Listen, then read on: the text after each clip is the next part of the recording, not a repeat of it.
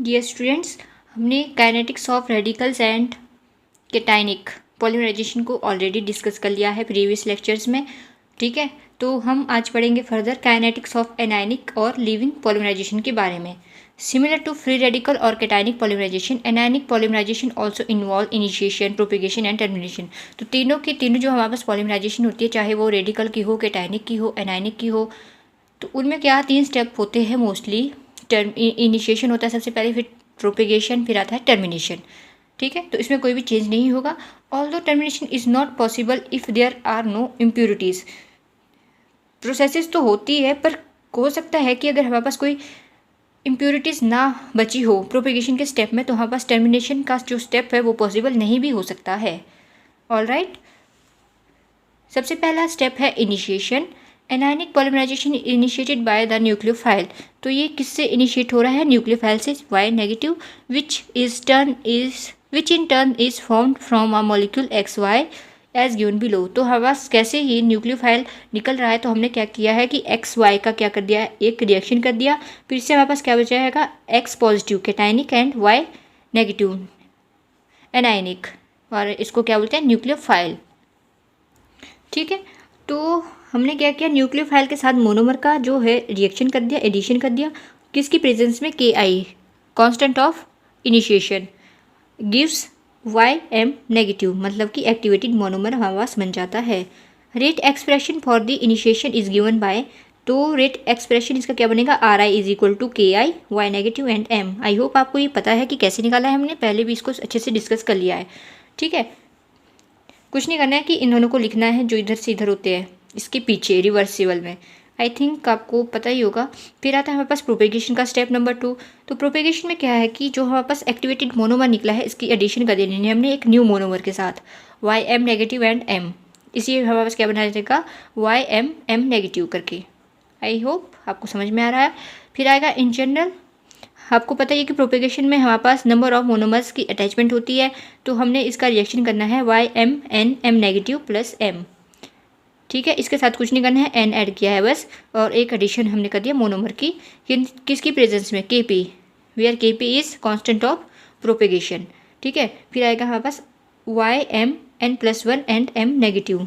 फिर इसका rate law लिखना है, rate law is equal to R P is equal to K P, and this वाली term इधर लिख देनी है। This is equation number 2.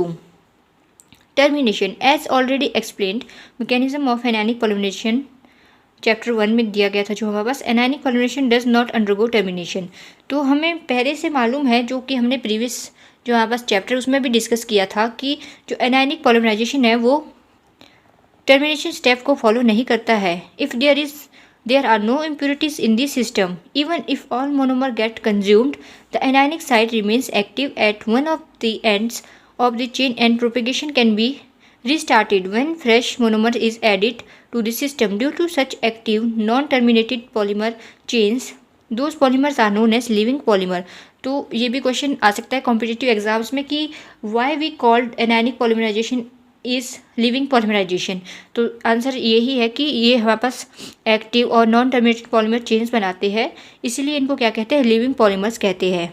ठीक है, इन absence of impurities there will be no termination and number of growing polymer chain will be equal to number of initiator molecules. वहाँ पास termination का step हम स्किप कर देंगे इस वाले प्रोसेस में। तो हम क्या करेंगे कि हमारे पास जो number of growing polymer chain है वो किसकी इक्वल हो जाएगी, नंबर ऑफ इनिशिएटेड पॉलीमर्स की, मतलब कि Y M N M negative is equal to किसके बराबर हो जाएगा, वाई नेगेटिव के।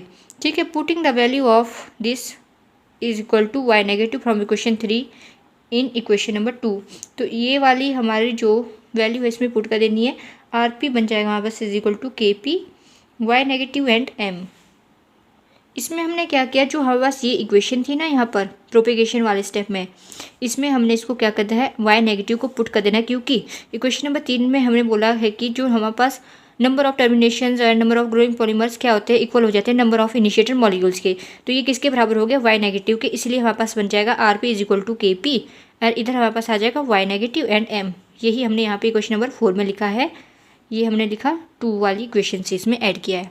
Okay, according to question number 4, overall rate of polymerization is directly proportional to the concentration of monomer as well as concentration of nucleophile. Further, rate of polymerization is of first order with respect to monomer concentration and first order with respect to nucleophile concentration. तो हमारे पास जो step है cationic of anionic और living polymerisation का, ये कैसा step है, ये फॉलो करता है हमारे पास फर्स्ट ऑर्डर को। ठीक है, कैटायनिक में भी फर्स्ट हमारा सॉरी कैटायनिक हमारे पास सेकंड होता है और रेडिकल वाला हमारे पास फर्स्ट ऑर्डर को जनरेट करता है। तो ये हो गए हमारे पास चेन पोलीमराइजेशन के तीनों स्टेप कंप्लीट।